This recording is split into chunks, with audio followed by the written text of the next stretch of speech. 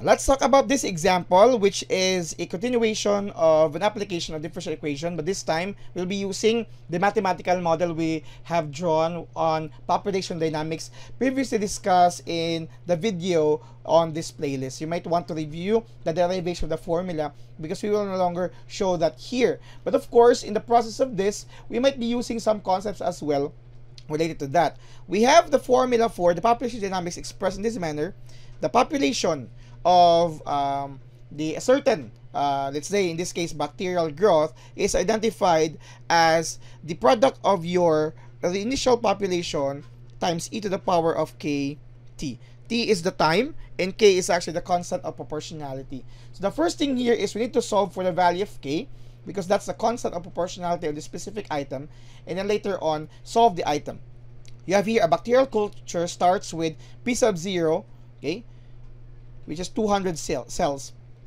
After 5 hours, so we have here t sub 1, if you would like to, that you have 5 hours, the population growth grows to 800 cells. So we can actually call it p sub 1 be actually 800 cells. How long will it take for the population to reach 5,000 cells? They're asking for your p sub 2 being 5,000 cells, and you're looking for the time needed for that to reach 5,000 cells.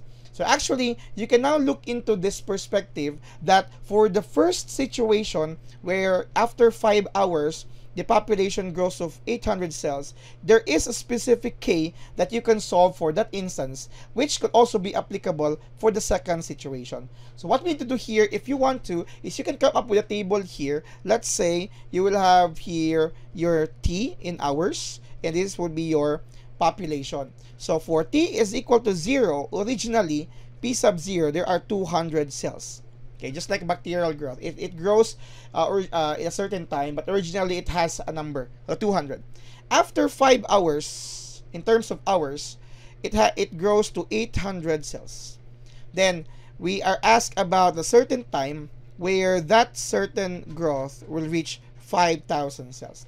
So with this now, this were the given, and this would be the tabular expression. If you would like it to become a table, you can also draw it like this. Okay. This is also one technique, right, for solving problems we learned during our elementary years. You could always come up with a table. So to solve for this, let's start with solving for k. Okay, supposedly, we would like to solve for k so that this k is actually true, not just for this situation, but for all situations in this given problem.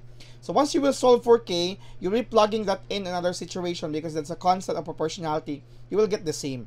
However, I would like to start here with a certain concept, okay, that I would like you to understand. Instead of k, I'll be solving e to the power of k. Right?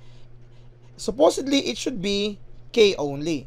But I'll be using or solving e to the power of k because even if you will be solving k, let's say you're done solving for k, and you're going to use that for the second situation, you will still be plugging that in as an exponent of e. Okay, so you will still be getting the value equivalent for that, and we know that e is actually an irrational number.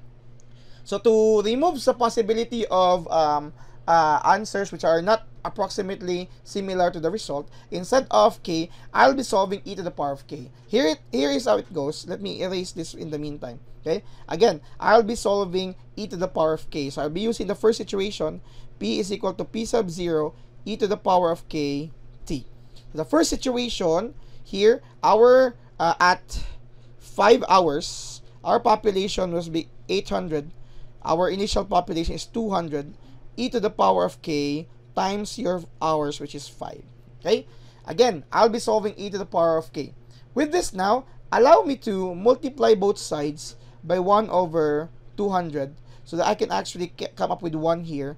So similarly, do the other do it on the other side. So you will have here 4, that's 800 divided by 200, is equal to e to the power of 5k now. Okay, or k times 5. Now, you can always solve for k here by the use of natural logarithm for both sides. Okay, you will be solving. I'm gonna show you the other one. Okay, so you have here 5k, and of course using the laws of logarithm, or the rules for logarithm, you will have here 5k and natural logarithm of e, which is just equal to 1. That's natural logarithm of 4. So you can solve for k, which is just the natural logarithm of 4 over 5. You can solve that. Okay, that's good. But then again, you'll be plugging that one in the same situation, and then you are still going to use that as an exponent for e. So instead of doing that, I will be solving for our e to the power of k here by having it in this manner. We know that it's actually equivalent to 4 times e to the power of k raised to the power of 5. Okay? So when you take the root of both sides, or when you take the root of both sides, you have the fifth root of 4 be equivalent to e to the power of k, or you can rewrite this as 4 to the power of 1/5. That's your e to the power of k. I'll be using this instead of that one, but of course, they must have the same result when you're going to plug it on the second situation. So basically, I would like you to try this one on your own. I'm gonna continue doing this option. So let's look for the second at p sub 2 here. So the situation is p sub 2 is 5,000 cells, and your time is for t sub 2 is unknown, but you will still be using the initial, which is 200. So for this, you can actually apply here the formula p sub 0 e to the power of kt. So you're going to solve for t. That's 5,000 is equal to 200. Then your 4 to the power of 1/5. That's 1/5. And then you will have here t. Okay? E to the power of k and then t. So with this, similarly earlier, let's divide.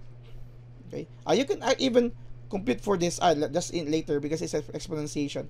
You have 1 over 200 here, 1 over 200 here. So basically, you will get here, if I'm correct, you will get 25 is equal to 4 to the power of 1/5, and then you will have here your t. Okay?